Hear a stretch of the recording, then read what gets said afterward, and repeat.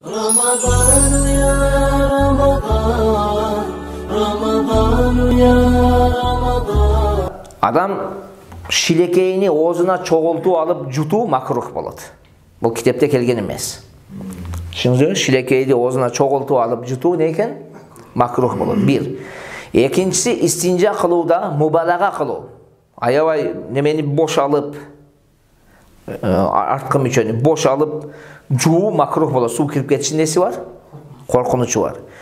Үчүнчүсү мазмаза менен истиншакта мубалага кылуу. Ооз менен мурунга даратаганда суу алабыз го. Ошондо оозго толтуруп, сууга толтуруп алып туруп көпкө туруп алуу не болуп калат?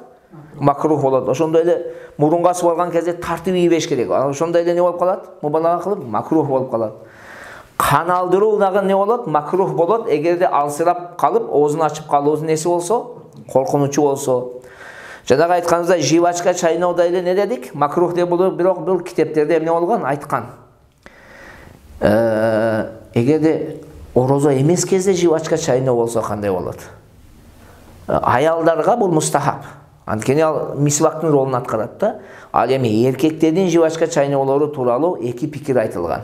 Үзүр менен гана болот дейт да. Үзүр менен хилватта жалгыз, мындай элдин ортосунда эмес, немеде эмес, публикада эмес, өзүңүз жалгыз мындай чекелеп жүргөн кездерде эмне экен? Болот. Бул үзүр дегени оозуңуз жыттанып кетти. Мисалы айталы, чеснок жедиңиз, пияз жедиңиз, ошону оозу жыттанып кетеби, ошондой кезде болот дейт. Ал кээ бир алымда айтат, мубах дейт да. Макрух да эмес, сүннөт мустахаб да эмес дейт. Түшүнүктүүбү таксыларым?